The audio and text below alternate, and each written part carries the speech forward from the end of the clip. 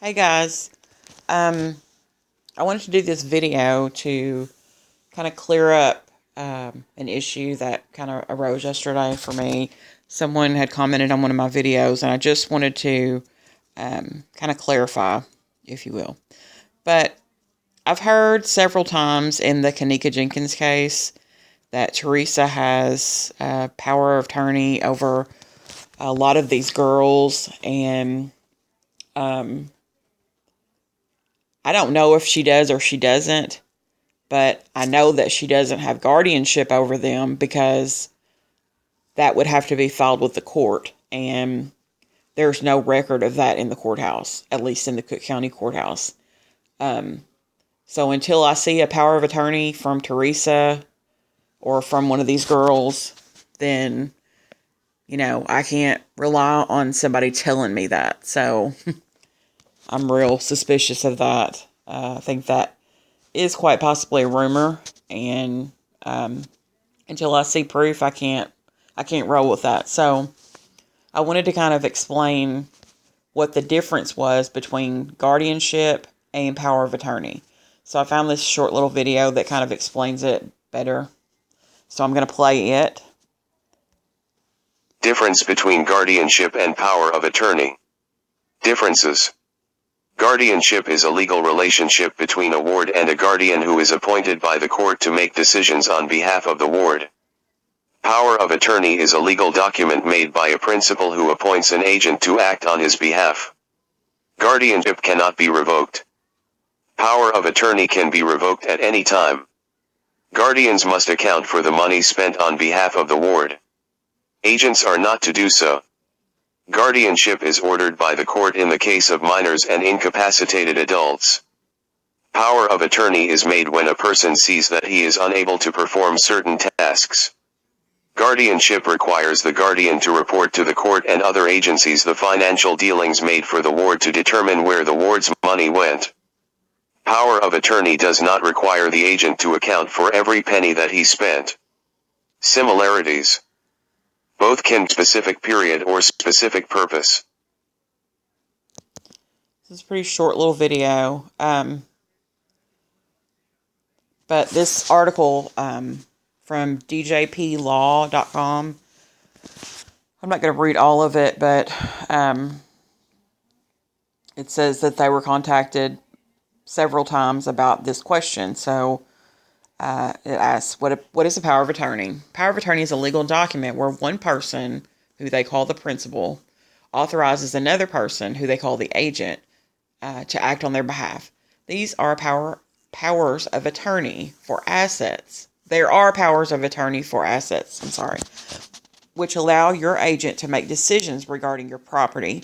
And there are, powers of attorney for healthcare, which allow your agent to make decisions regarding your healthcare needs.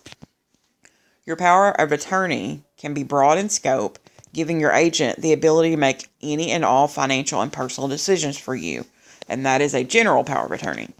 Or you can limit your agent's authority by specifying the types of decisions you would like them to make on your behalf, which is a limited power of attorney.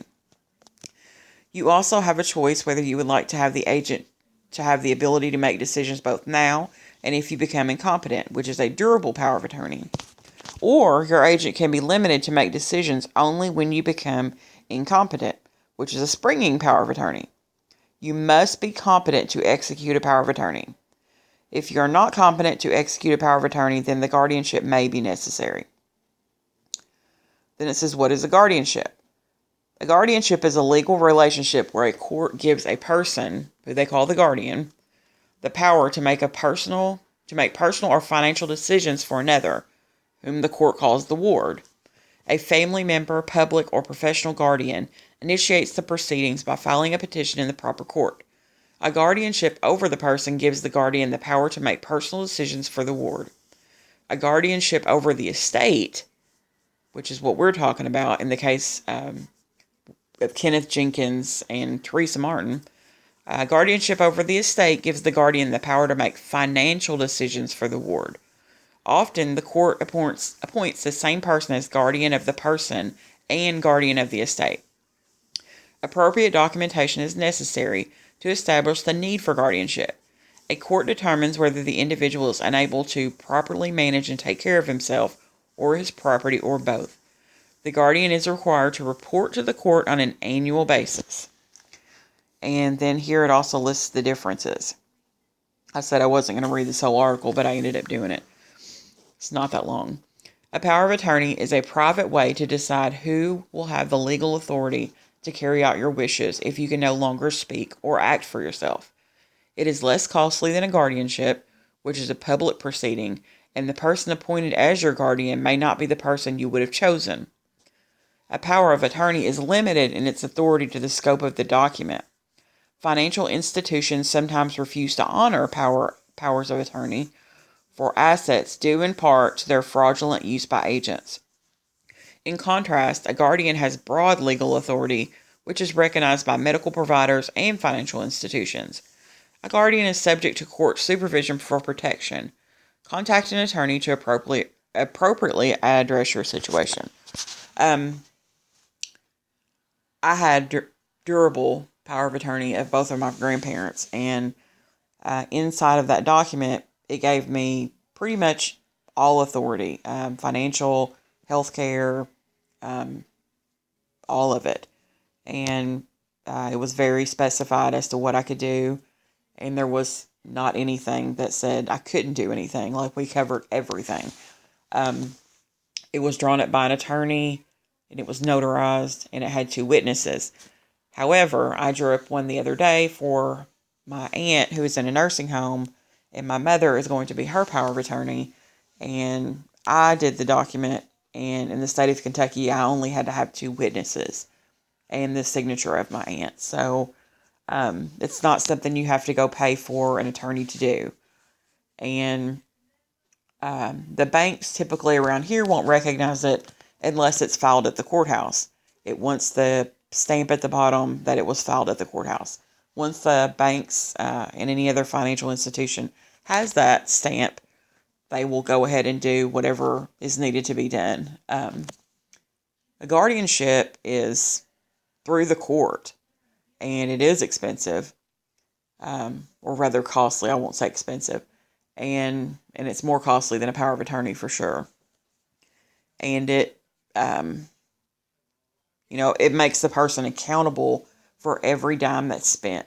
So you can't be, running around here spending every dime a person has, unless you want to answer to the court and then be in some sort of trouble for that. So, anywho, I just wanted to kind of cover that because education is power. I always say that. So, knowledge is power. So, anywho, we do know that Teresa Martin did have power of attorney over not power of attorney, I'm sorry. We do know from looking at court records that Teresa Martin had guardianship over the estate of a minor, Kenneth Jenkins, at some point.